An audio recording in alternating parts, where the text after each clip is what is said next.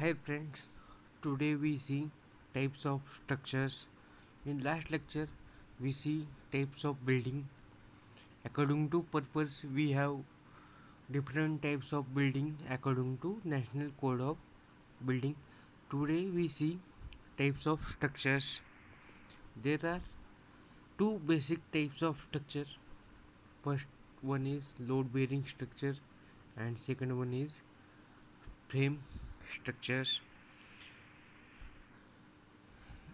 Now in detail we see load bearing structures. Load bearing structures is probably the oldest and commonest type of structure, and it is the structure in which the loads of the roof as well as lateral loads such as earthquake, wind, etc. are borne by walls, and through walls they are transferred to lower floors and eventually to foundation. It is also known as the bearing structures. Load bearing structures comprising slabs, beams, and load bearing walls. Such type of structures are most suited where hard strata of soil is available at shallow depth. In load bearing structures, the walls are load bearing walls. Almost all should be provided with foundation. Load bearing walls are taken deep into the subsoil foundation. Any load bearing wall should have minimum thickness of 200 millimeters. Walls are usually constructed of bricks or stone.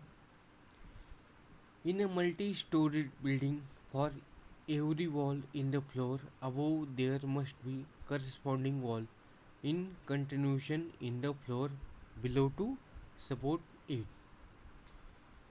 Like in a multi-story building, the thickness of the wall increases as we descend from a floor above to one below it. A load-bearing wall, once constructed, shall remain in position and should never be dismantled in full or in part. Load bearing type of structure construction does not favor too many openings for windows, doors, ventilations, etc. in the ground floor as required for showroom, etc. as the load bearing length of wall is considerably reduced. In case of multi-story building, the room area is reduced as we go down due to the thicker walls. Plans of the different floors must be the same. Very little changes are not possible between one floor to another floor, and load bearing may not withstand seismic forces other forces and other type of operations because composed of different blocks as bricks and stones being bonded together. Advantages and disadvantages of load bearing structures. The advantages are it has thick brick wall. Due to thicker walls, it gives more weather resistance and noise protection. And second advantage is it is good and cheap for less than for two floors.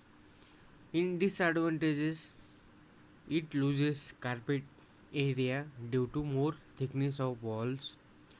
Whole structures will collapse when wall is collapsed, and these structures are bad at earthquake resistance.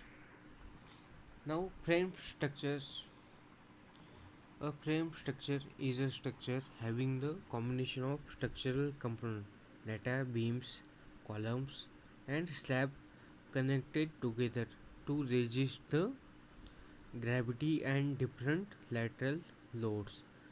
These structures are generally used to overcome the large forces moments developing due to the applied loads.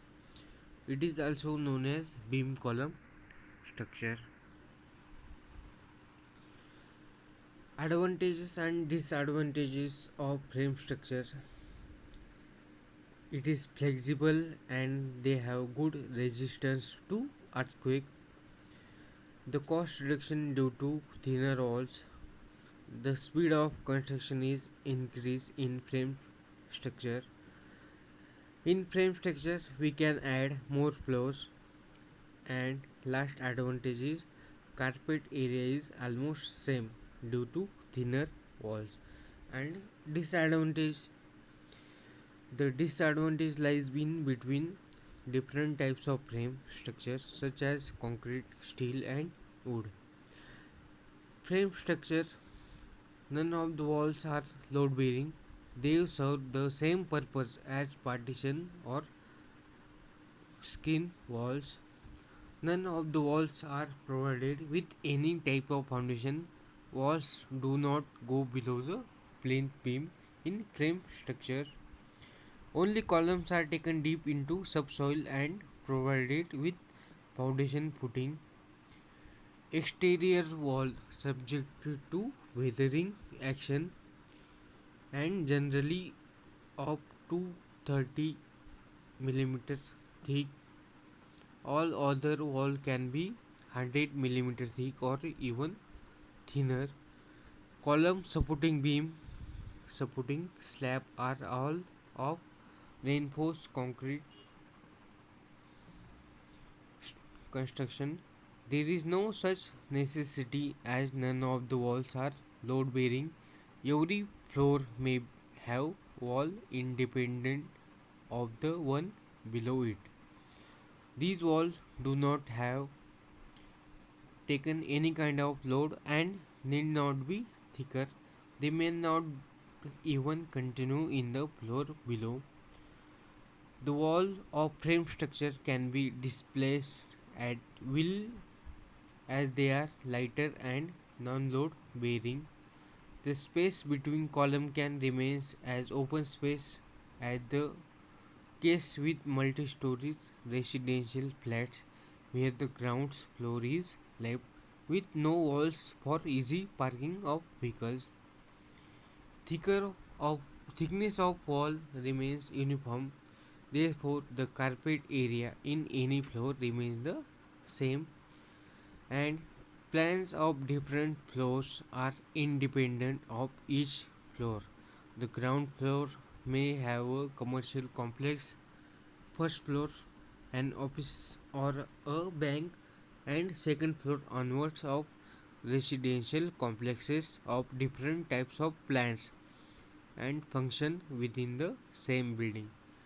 More rigid and withstand seismic forces because of the entire frame of column, beam and slab acts as a one unit of reinforced concrete. Thank you.